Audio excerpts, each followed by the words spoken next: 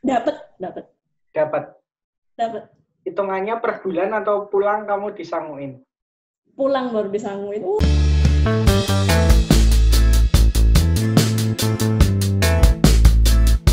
Ya, selamat datang dan selamat bergabung kembali di Mas Rio YouTube channel. Seperti biasa, sebelumnya aku mengucapkan selamat pagi, selamat siang, selamat sore, dan selamat malam. Itu semua tergantung kamu nontonnya di jam berapa. Nah, kali ini aku tidak sendirian, aku sudah berdua kembali bersama Penny. Penny siapa sih namamu? Penny Lastri Hapsari. Penny Lasti, Lasti, L-A-S-T-I. Ya. Bersama Penny Lasti Hapsari, seorang alumni dari Sekolah Tinggi Multimedia MMTC Yogyakarta. Jikalau kita berdua, tentunya kita di apa? Di apa? Wah, kok diam aja, kita ulangin. Di apa? Ya, benar sekali. Di Cerita Magang. Teng, teng, teng, teng, teng. Cerita Magang. Nah, itu tadi adalah bumper spesial dari Cerita Magang. Saat ini tanpa perlu berlama-lama lagi karena pasti kuota kalian akan semakin menipis atau wifi kalian IndiHome yang kadang suka jaringannya tidak bersahabat.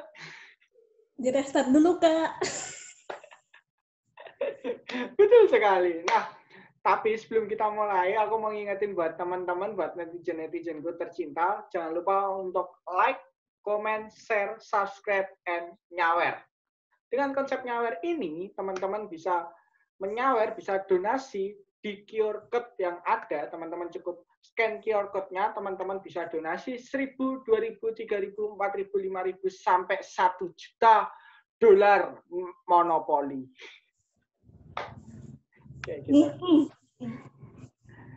Nah, tenang saja, karena seluruh pemasukan, seluruh keuntungan, seluruh hasil uang yang didonasikan teman-teman, yang diberikan oleh teman-teman, semuanya akan kita donasikan.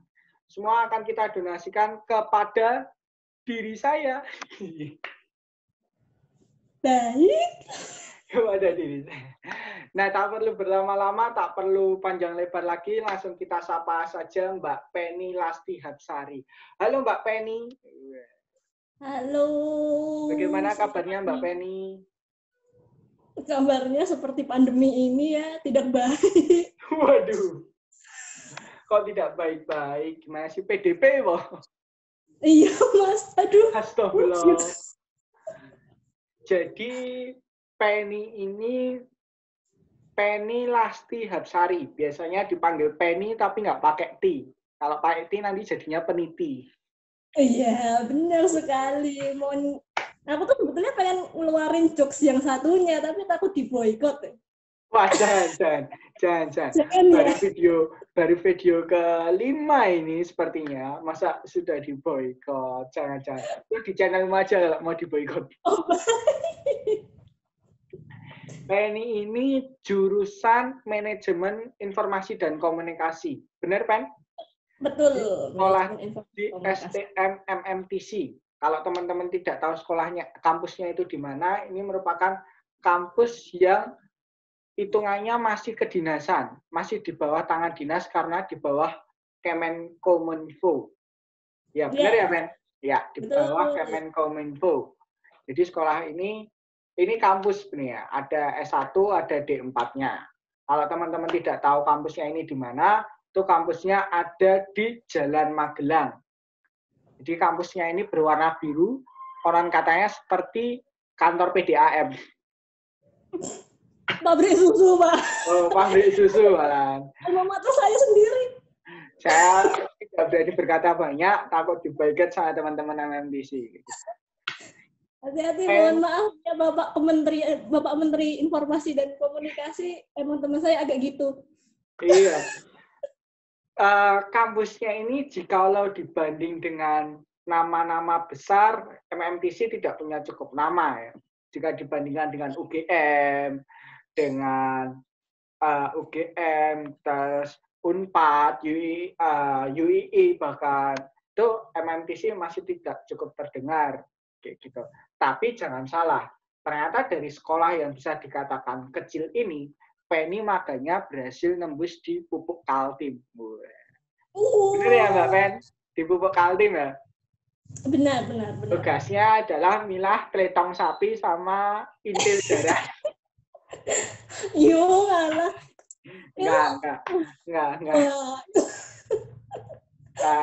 Penny magang di Pupuk Kaltim. Nah, kita akan ngobrol-ngobrol gimana sih rasanya magang di Pupuk Kaltim, Pen. Apalagi yang notabene kamu dari kampus yang tidak besar. Padahal perusahaan ini kan besar sekali ya, Pupuk Kaltim ya.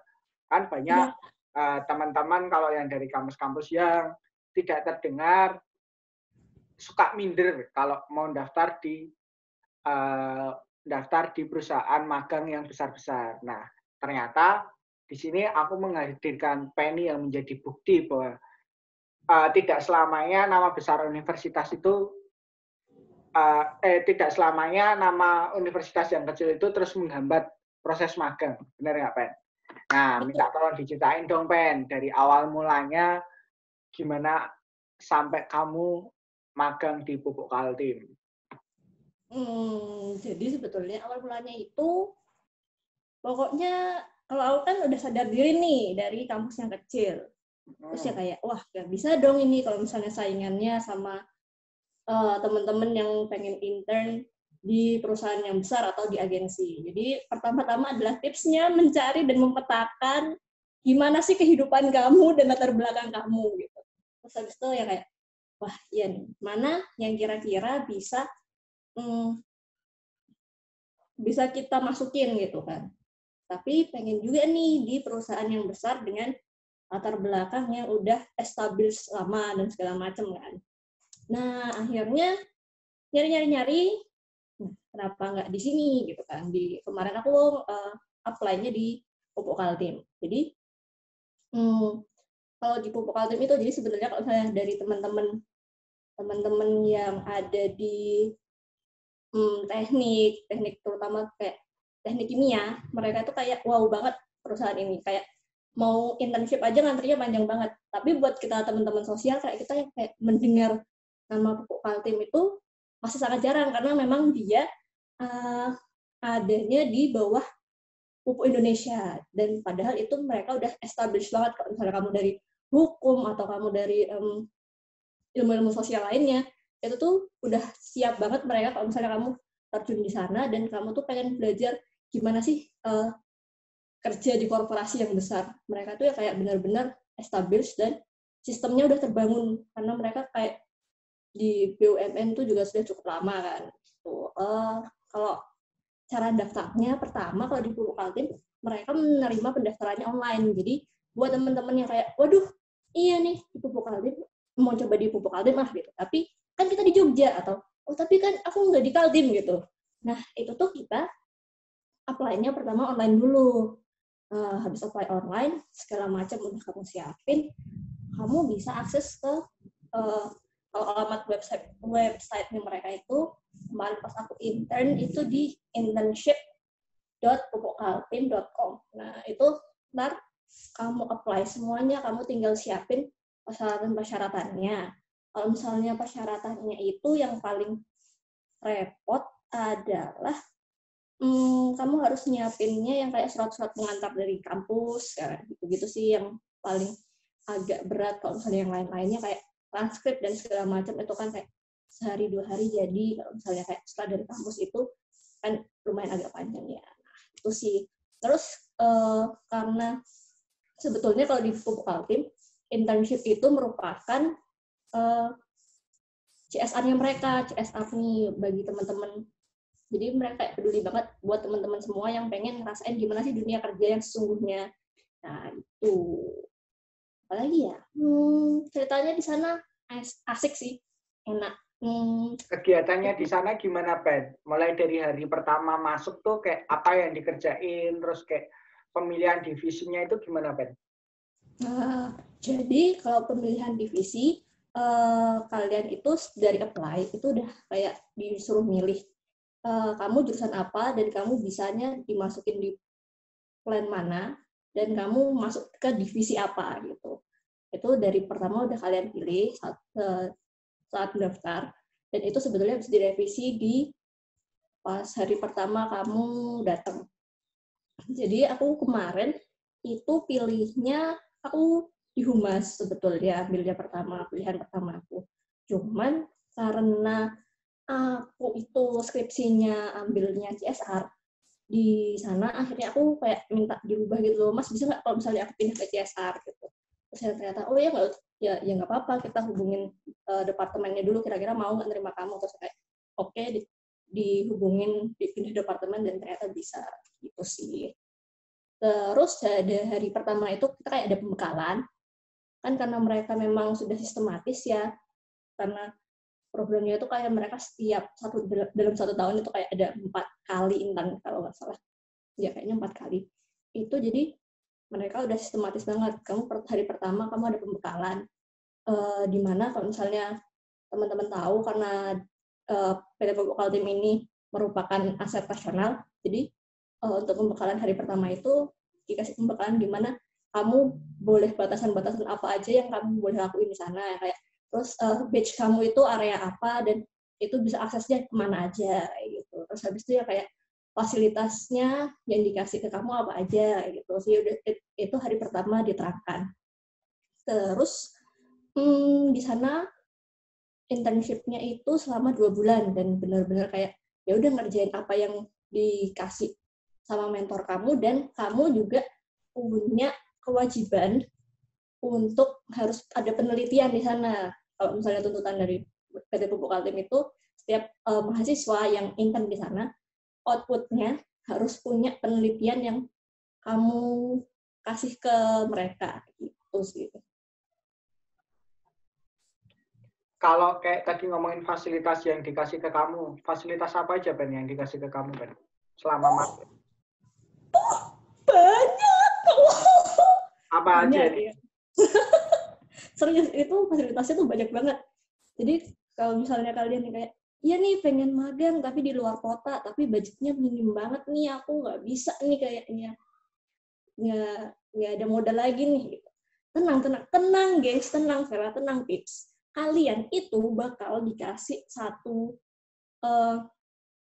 rumah gitu, dan itu tuh mereka benar-benar ada di kompleks perumahannya mereka, yang dimana itu nyaman banget ya, kayak di satu rumah itu ada 1, 2, 3 kamar, 4 kamar, ada 4 kamar.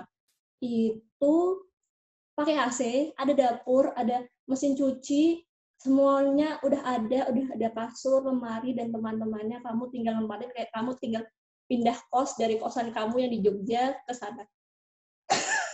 Terus habis itu mereka juga nyediain kayak kalau misalnya, tapi itu kayak gantian gitu sih. Jadi kayak ada motor beberapa, dan itu yang kayak ada di sekrenya tempat itu gitu loh. Jadi itu memang khusus perumahannya itu yang benar-benar buat teman-teman magang, itu biasanya di situ.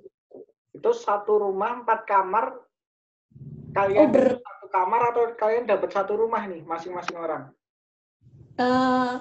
Itu satu rumah tergantung kapasitasnya. Jadi kan kapasitasnya itu kebetulan pas aku itu satu rumah 4 kamar dengan kapasitas tempat tidurnya 1, 2, 3, 10.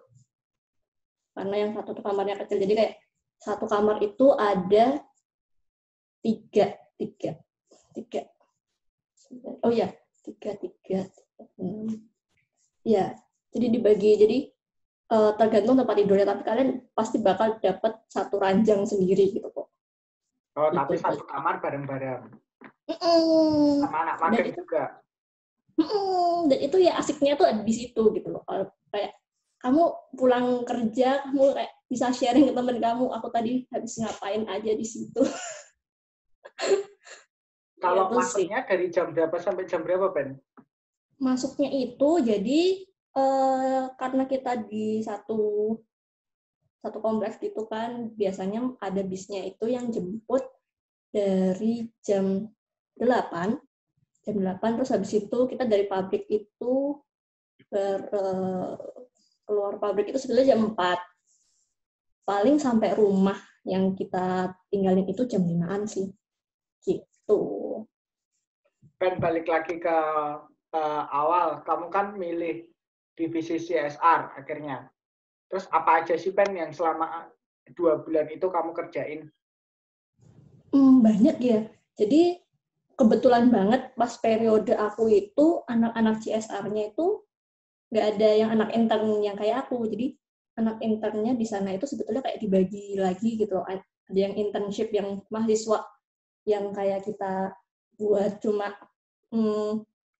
ngisi nilai dan segala macam itu, sama internship yang mahasiswa yang bener bukan mahasiswa sih ya, kayak pasca lulus ya, kayak 6 bulan internshipnya, dan mereka benar-benar mereka yang itu benar-benar kerja. Dan kalau misalnya yang kita itu ya udah kita mengerjakan, membantu pekerjaannya teman-teman yang ada di divisi itu gitu kan.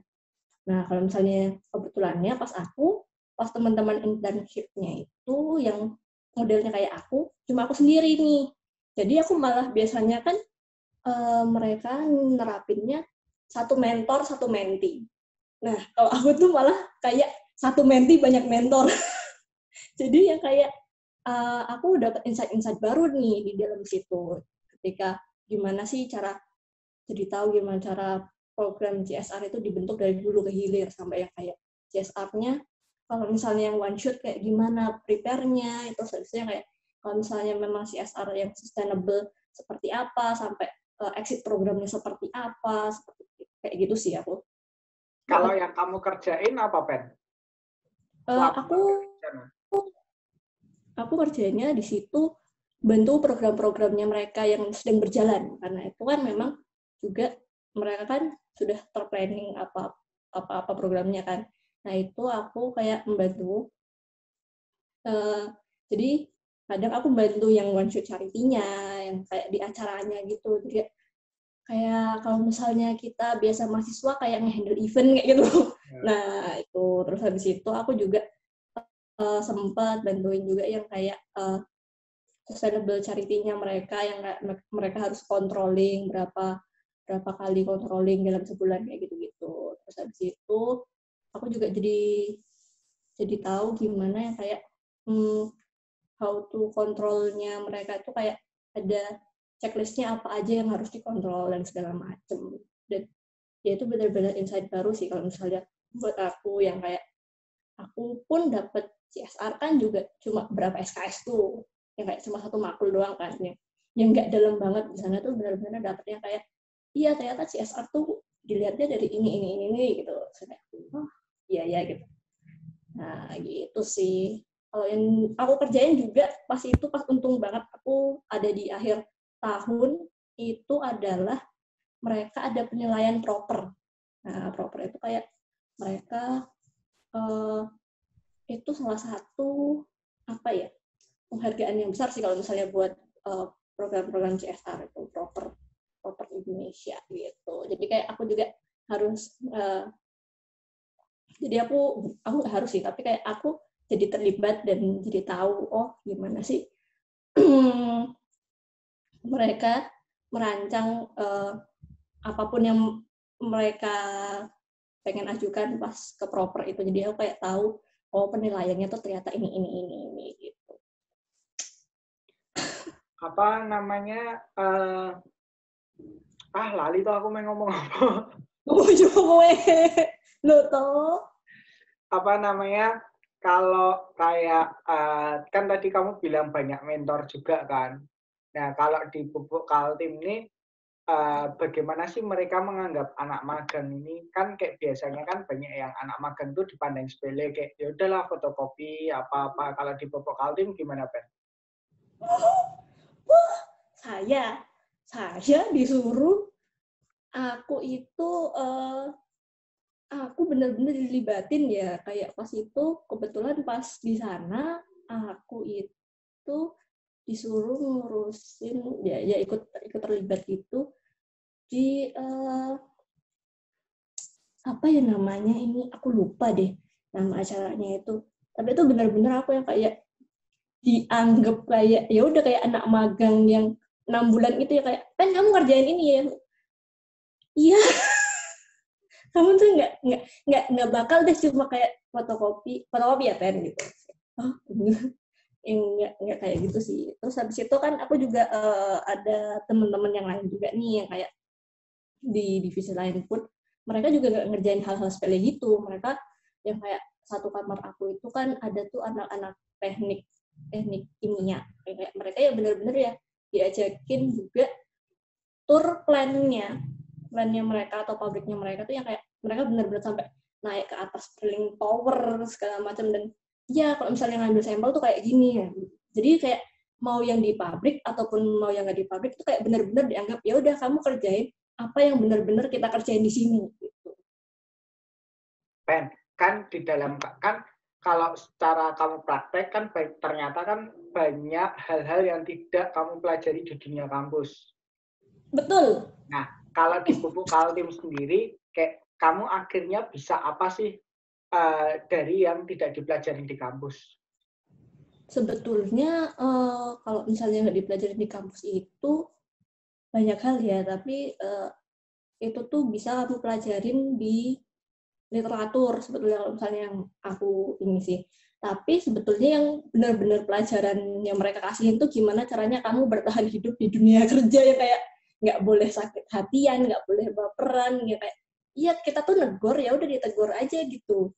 Ya, no hard feeling. Nah kayak gitu-gitu kan sebenarnya kalau misalnya kamu anak-anak yang aktif di kampus itu sih harusnya udah bisa belajar itu dari organisasi ya. Kalau misalnya kecuali kamu yang kurang aktif nih di kampus, misalnya lebih memang kamu prefernya ke akademik nih. Nah itu tuh yang mereka ajarin tuh yang benar-benar yang kayak wah gimana tekanannya itu kayak kamu kangen orang tua, gimana itu jauh banget kan misalnya dari orang tua. Terus habis itu yang kayak masih mikir mau kalau misalnya mau pergi-pergi pun cari hiburan pun di sana kan juga masih terbatas ya, kayak paling liburannya pun dan itu Hiburannya nanti aja, hiburannya oh ada iya di part kedua nanti aja. oh iya itu part 2. Jadi itu ya kayak itu tapi itu ya kayak tekanan banget kan, nggak bisa liburan itu tekanan kan ya, kayak kangen orang tua nggak bisa liburan itu tempat tinggal kamu emang tempat tinggalnya asik sih, tapi itu kayak agak terisolir dari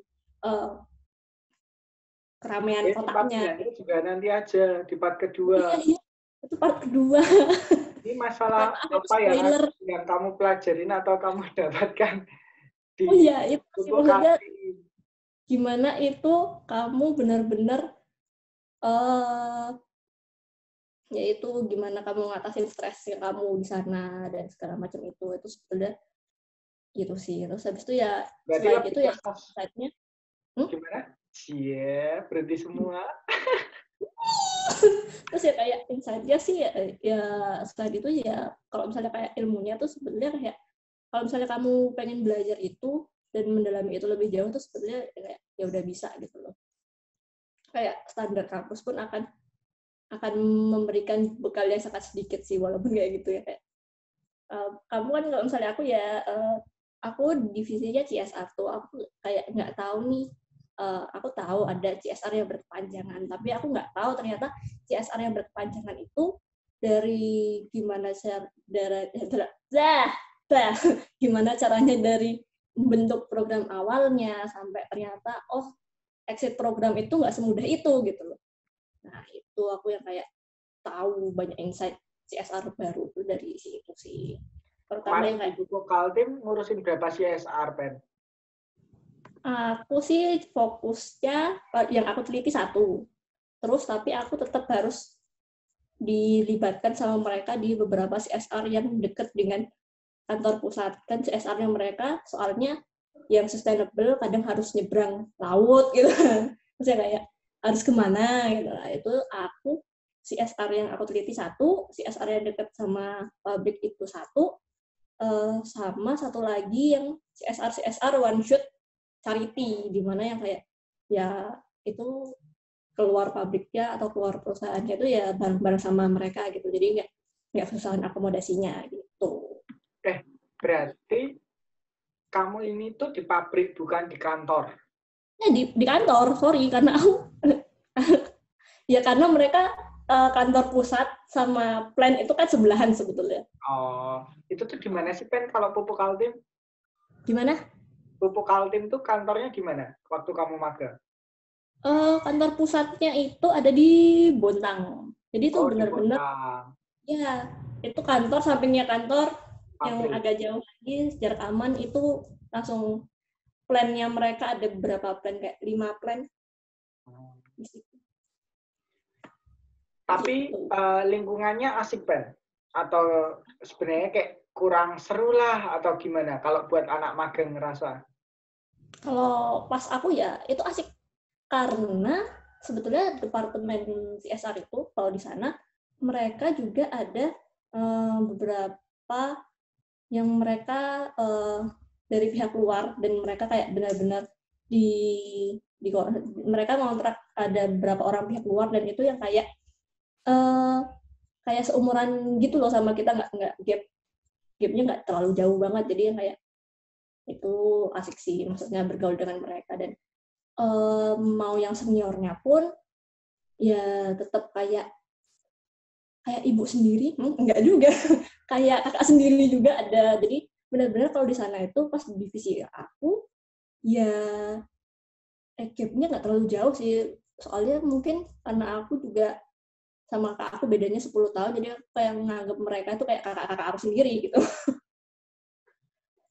seru-seru dan mereka punya punya cara sendiri untuk mengakrabkan satu divisi itu jadi kayak seru aja seru banget malah Ben, sebutin suka dukanya dong magang di Pupuk Kaltim.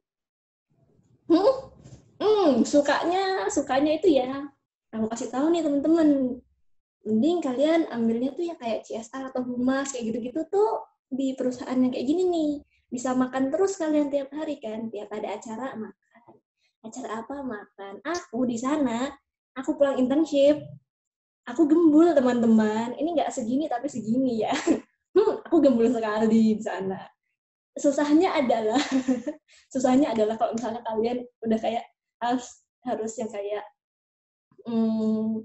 kalian kangen sama orang tua kalian terus yang kayak di sana moodnya lagi nggak baik lagi hektik juga kerjaan terus ya kayak aku kangen ya kayak itu pernah ya kalau yang di satu kamar aku tuh kayak ya udah kita bertiga nangis gitu karena kangen aja sama orang tua dan kebetulan tiga-tiganya ini lagi hektik gitu antara kerjaan laporan magang nggak ada progres terus yang kangen kayak kita gimana gitu benar-benar kayak itu sih sedihnya. Tapi emang kerjaannya banyak banget loh, Ben, waktu magang di Pupuk Kaltim. Kamu sendiri ya? Kalau kamu sendiri banyak banget loh. Kalau kerjaannya sih enggak, cuma kadang kan moodnya ini nih kayak misalnya apalagi tuh akhir tahun di mana kerjaan tuh kayak harus tutup buku, harus tutup buku, harus tutup buku gitu kan. Nah, kadang moodnya kitanya jelek, terus kayak mood mentor kita juga mereka harus dikejar kerjaan, terus juga pas mereka dikejar kerjaan harusnya mereka bisa koreksi laporan kita, tapi mereka nggak bisa, jadi itu kan pengaruh juga ya ke mood kita yang aduh iya nih belum dikoreksi laporannya gimana. Ya, mohon maaf karena tadi tiba-tiba listriknya jepret atau jeglek, jaringan Zoom terputus. Tapi jangan khawatir, tetap tenang karena kita masih berjumpa kembali dengan Penny, tapi nggak pakai T karena nanti jatuhnya peniti. Gitu. Pen, minta tolong dilanjutin dong, Pen. Kan tadi udah ngobrol soal suka duka. Nah, menurutmu nih, skill apa sih yang sebaiknya dipunya oleh teman-teman netizen ini ketika mau magang di sana, khususnya di bidang kehumasan atau di bidang CSR? Yang jelas kalian harus punya dasar-dasarnya ya, maksudnya dasar-dasar ilmunya kayak aku kan juga ada tuh beberapa temen yang di sana dan mereka tuh yang kayak kalau yang di humas benar-benar kayak bikin rilis dan segala macam itu. Nah, itu hal-hal yang harus kalian punya itu yang kayak benar-benar kompetensinya yang kalau misalnya di bidang humasan itu juga harus ada. Terus habis itu juga uh, di kayak ilmu-ilmu dasarnya yang kayak gimana gimana ya sebelum kalian terjun ke sana tuh ya pastikan kalian cukup ilmu supaya nggak malu-maluin. Terus habis itu kemampuan yang paling mendasar tuh yang kayak kalian harus tahan banting sama benar-benar bisa beradaptasi. Nah, kebanyakan ini kan apalagi kalau misalnya kita benar-benar nggak pernah keluar dari Jawa gitu, biasanya gampang sakit hati nih, maksudnya kayak dibentak dikit, padahal mereka nggak bentak sebetulnya gitu, kayak ya memang nada suaranya seperti itu kawan gitu. Nah itu sih yang paling harus kalian prepare gitu, maksudnya kayak mental dan secara bekal keilmuan kalian harus udah siap gitu sih, supaya nggak malu-maluin aja ntar di sana. Tuh. Dan tadi kan kamu udah jelasin juga bahwa di sana dapat beberapa fasilitas. Dapat uang saku juga nggak sih, Ben? Dapat. Dapat. Hitungannya per bulan atau pulang kamu disanguin? Pulang baru disanguin. Wah, kita harus ngasih laporan dulu baru disanguin dong, kawan. Gimana sih gitu? Gede nggak, Ben? UMR Jogja nggak? Oh, ya enggak, Pak. Ya Allah. Oh, nggak UMR Jogja. Berarti istilahnya uang jajan ya? Iya, uang jajan. Tetap tapi tidak bisa dijadikan penghasilan, ya kan?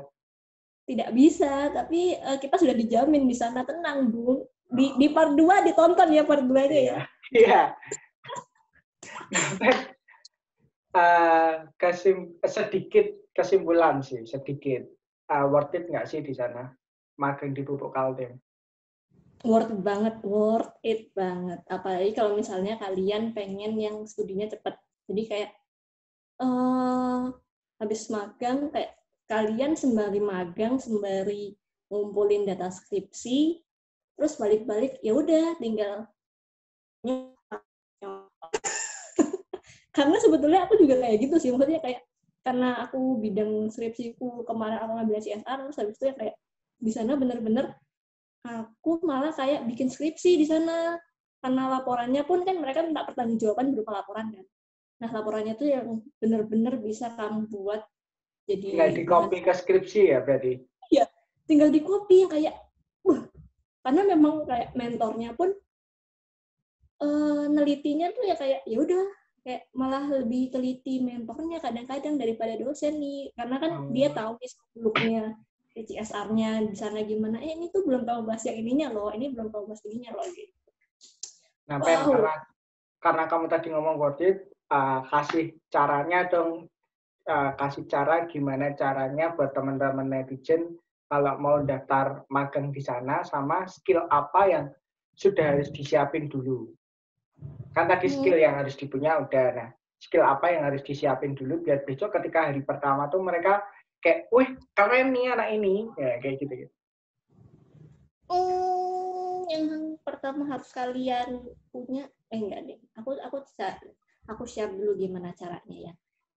Caranya kalian daftarnya jauh-jauh hari, soalnya kadang-kadang mereka kamu daftar periode 1 nih misalnya, terus ternyata kuotanya penuh, kamu akan dilempar di periode 2, periode 3, periode 4 kayak gitu. Nah kayak pastikan itu kamu kayak misalnya, tapi itu kayak agak jarang terjadi untuk anak-anak yang sosial sih, yang biasanya kayak gitu tuh benar-benar kayak misalnya daftar periode 1 baru bisa kepanggil di periode 4, itu biasanya anak-anak yang teknik.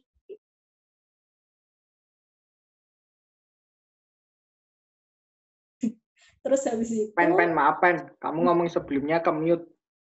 Kalau nggak ke-mute nggak kedengeran.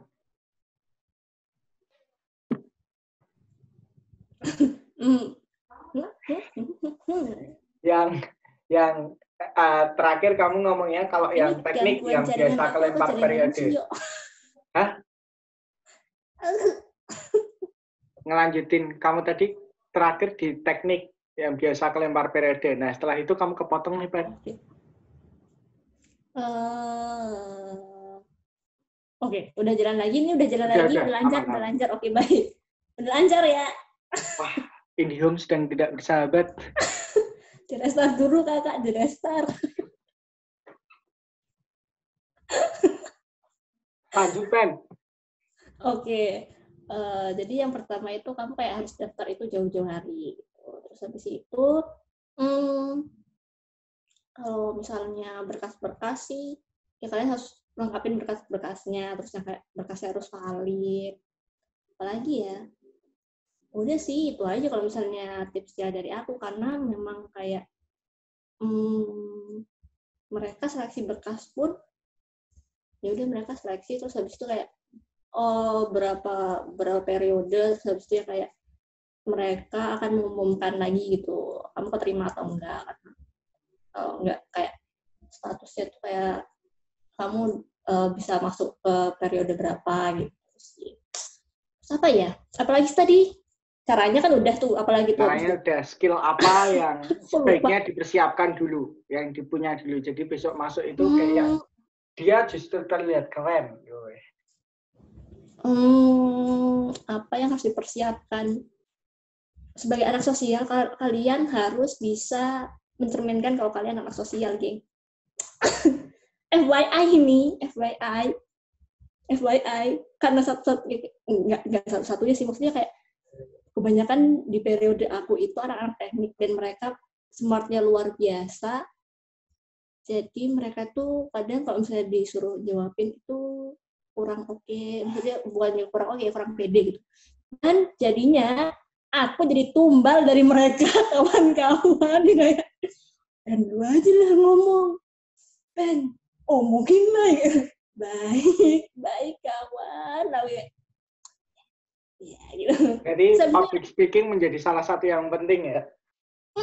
Public speaking adalah salah satu yang penting. Dan aku tuh yang itu benar-benar kayak pas hari pertama, nggak hari pertama ya, pembekalan hari terakhir itu tiba-tiba aja gitu orang yang ngurusin internship itu kan ada kan divisinya dia gitu yang ngurusin, yang benar-benar interaksi sama kita semua anak internship tuh yang kayak ngomong, tolong dong kalian dari angkatan kalian ada perwakilannya ngomong ntar apa harapan kalian dan segala macamnya. Itu tuh benar-benar last minute dan tahu dia nunjuk siapa. Akhirnya mas ditolong dia, mas ya ampun jangan aku, udah Pen kamu baca dari tadi, iya deh gitu.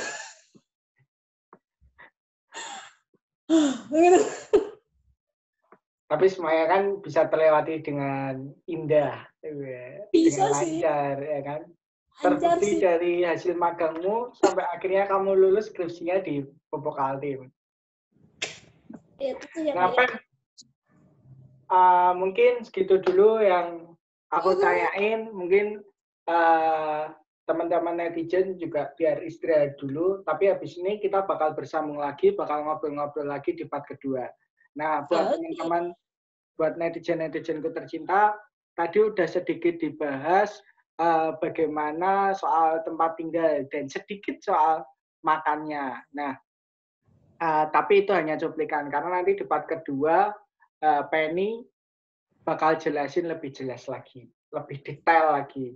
Jadi kalau kamu tertarik magang di Pupuk Kaltim, kamu wajib banget nonton di part kedua. Betul ya, Pen? Betul, benar. Nah, buat teman-teman, jangan kemana-mana, tetap stay tune terus. Berasa radio stay tune. Makanya tetap ikuti terus Mas Rio YouTube channel, tapi jangan lupa untuk selalu like, comment, share, subscribe, and nyawer. Dan ini dia QR code-nya. Nyumbang.